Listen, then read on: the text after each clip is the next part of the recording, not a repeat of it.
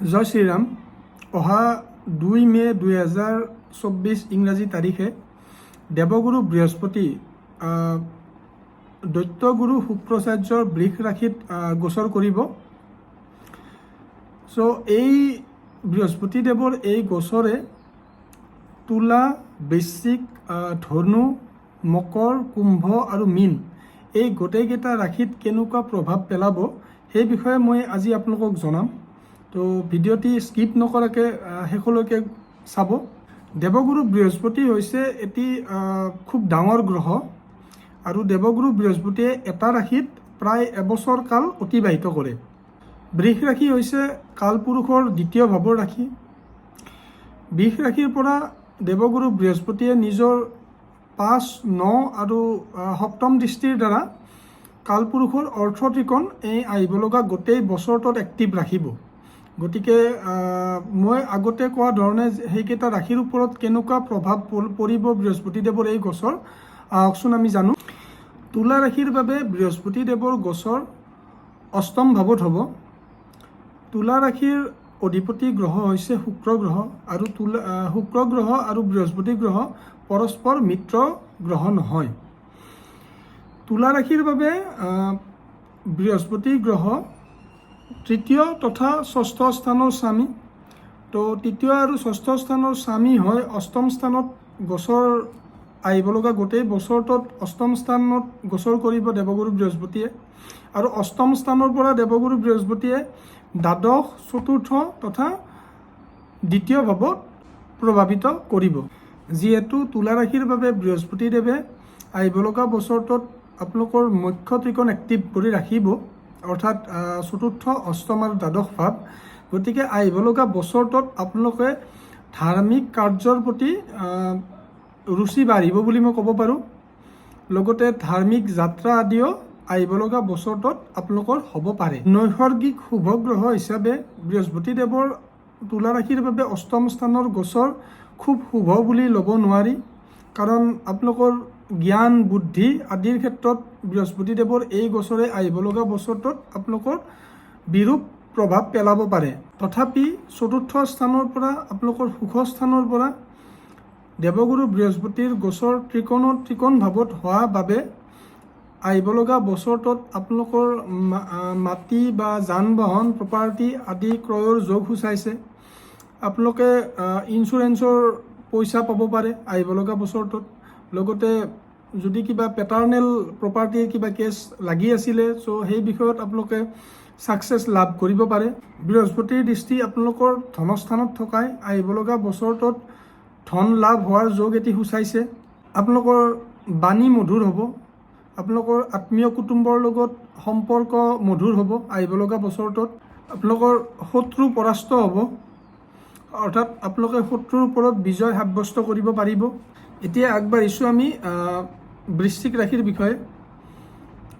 বৃশ্চিক ৰাশিৰ বাবে দেৱগুৰু বৃহস্পতিৰ গোচৰ এই আহিব লগা বছৰটোত আপোনালোকৰ সপ্তম ভাৱত থাকিব, অৰ্থাৎ আপোনালোকৰ পত্নী স্থান তথা পাৰ্টনাৰশ্বিপ ব্যৱসায় য'ৰ পৰা চোৱা হয় তাত দেৱগুৰু বৃহস্পতিয়ে আহিব লগা গোটেই বছৰটো অৱস্থান কৰিব। বৃশ্চিক ৰাশিৰ স্বামী গ্ৰহ হৈছে মংগল আৰু বৃহস্পতি পৰস্পৰ মিত্ৰ গ্ৰহ। বৃশ্চিক ৰাশিৰ বাবে বৃহস্পতিয়ে পঞ্চম তথা ধনস্থানৰ আধিপত্য ৰাখে। গতিকে পঞ্চম আৰু ধনস্থানৰ অধিপতি, অৰ্থাৎ ছেকেণ্ড হাউচ তথা ফিফ্থ হাউচৰ লৰ্ড হৈ বৃহস্পতি কেন্দ্ৰ ভাৱ তথা সপ্তম ভাৱত যোৱাটো ভাল কনচিডাৰ কৰিব পাৰি। যিহেতু দেৱগুৰু বৃহস্পতিয়ে 2 মে'ৰ পৰা কমপ্লিট এটা বছৰ আপোনালোকৰ আয় ভাৱক প্ৰভাৱিত কৰি ৰাখিব। গতিকে আয়ৰ বাবে এটি খুব ভাল যোগ আপোনালোকৰ বাবে সূচিত হোৱা বুলি মই ক'ব পাৰোঁ। আপোনালোকৰ আয় বৃদ্ধি হ'ব, আপোনালোকৰ ইচ্ছা আকাংক্ষাবিলাক আহিব লগা এটা বছৰত সম্পূৰ্ণ হ'ব। আপোনালোকৰ পৰাক্ৰম বৃদ্ধি পাব। আপোনালোকৰ যদি কোনোবাৰ বিবাহৰ যোজা চলি আছে, তেওঁলোকে বিবাহ হ'ব পাৰে বা বিবাহৰ ফালে তেওঁলোক আগবাঢ়িব পাৰে। যদি কোনোবাৰ পাৰ্টনাৰশ্বিপ ব্যৱসায় কৰি আছে, তো পাৰ্টনাৰশ্বিপ ব্যৱসায়ৰ বাবে আগন্তুক এটা বছৰ আপোনালোকৰ বাবে খুব শুভ বুলি মই ক'ব পাৰোঁ।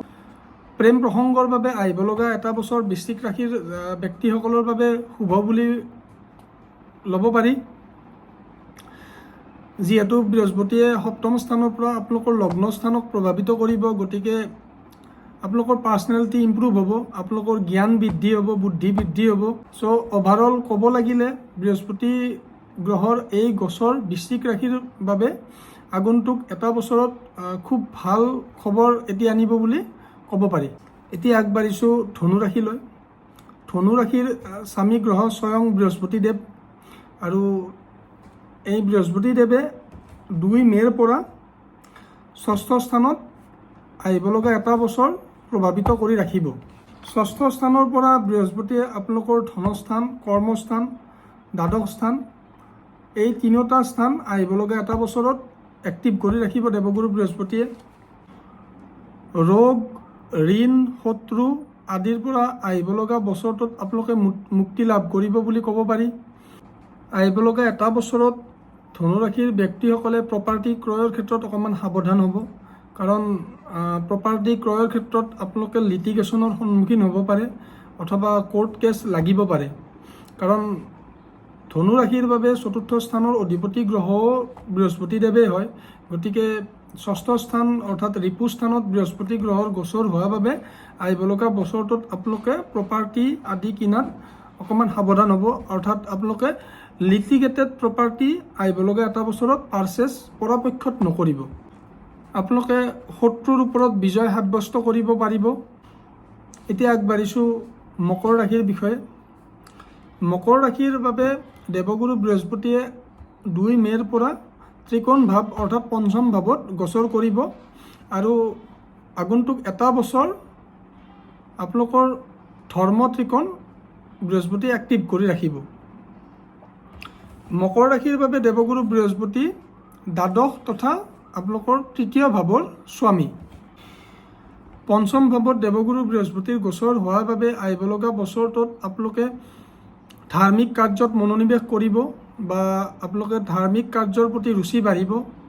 ধাৰ্মিক যাত্ৰা আপোনালোকে ল'ব পাৰে, অৰ্থাৎ যদি কোনোবাই স্পিৰিচুৱেল ট্ৰিপ লোৱাৰ প্লেন কৰি আছে, আহিব লগা বছৰটোত আপোনালোকে এক্সিকিউট কৰিব পাৰিব।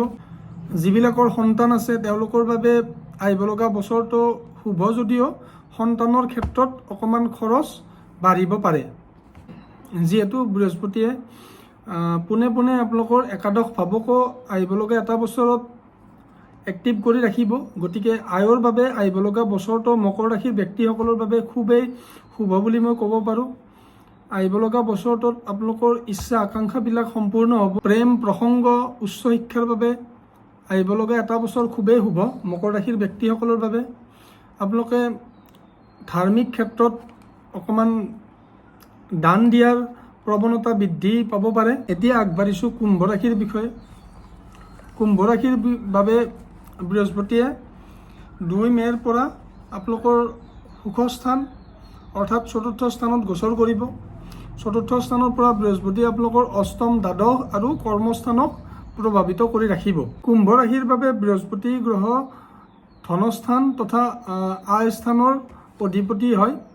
ধনস্থান আৰু আয় স্থানৰ অধিপতি হৈ 4ৰ্থ স্থানত গোচৰ হোৱাৰ বাবে আহিব লগা এটা বছৰত আপোনালোকৰ বাবে যান বাহন, প্ৰপাৰ্টি আদি ক্ৰয়ৰ এটি শুভ যোগ সূচাইছে। যদি কোনোবাই ভাবি আছে যান বাহন পাৰ্চেছ কৰিম বা প্ৰপাৰ্টি পাৰ্চেছ কৰিম, আহিব লগা এটা বছৰত আপোনালোকে এক্সিকিউট কৰিব পাৰে।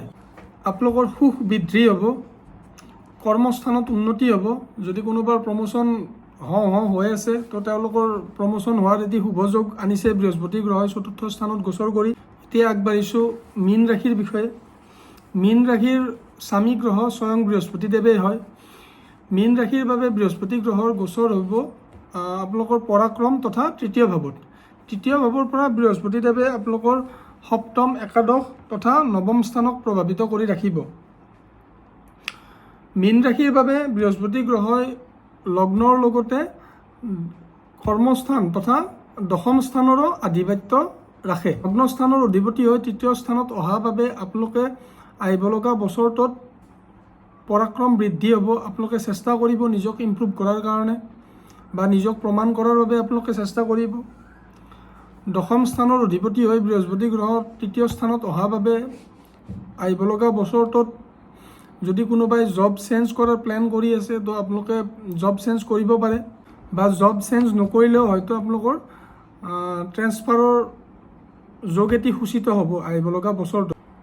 যিবিলাকে হায়াৰ ষ্টাডি কৰি আছে বা কম্পিটিটিভ এক্সাম দিব গৈ আছে তেওঁলোকৰ বাবে আহিব লগা বছৰটো খুবেই ভাল, কাৰণ পঞ্চম স্থানৰ পৰা বৃদ্ধিৰ ভাৱত বৃহস্পতিদেৱৰ গোচৰ হৈছে। তো আহিব লগা বছৰটোত আপোনালোকে শুভ ফল লাভ কৰিব বুলি মই ক'ব পাৰোঁ। সপ্তম স্থানৰ পৰা ত্ৰিকোণত গোচৰ হোৱাৰ বাবে যিবিলাকৰ বিবাহৰ যোজা চলি আছে তেওঁলোকে বিবাহৰ এটি শুভ যোগ আনিছে বৃহস্পতিদেৱে। যিবিলাকে পাৰ্টনাৰশ্বিপ ব্যৱসায়ত লাগি আছে তো পাৰ্টনাৰশ্বিপ ব্যৱসায়ত থকা লোকসকলৰ বাবে আহিব লগা বছৰটো শুভ। আপোনালোকৰ দীঘলীয়া যাত্ৰা হ'ব পাৰে আহিব লগা বছৰটোত, কাৰণ বৃহস্পতিদেৱে আপোনালোকৰ ভাগ্য ভাৱ নৱম ভাৱক আহিব লগা গোটেই বছৰটোত এক্টিভ কৰি ৰাখিব। গতিকে আপোনালোকৰ ভাগ্য বৃদ্ধি হোৱাৰ যোগ আছে। চ' ভিডিঅ'টি কেনেকুৱা পালে কমেণ্ট কৰি জনাব। ধন্যবাদ।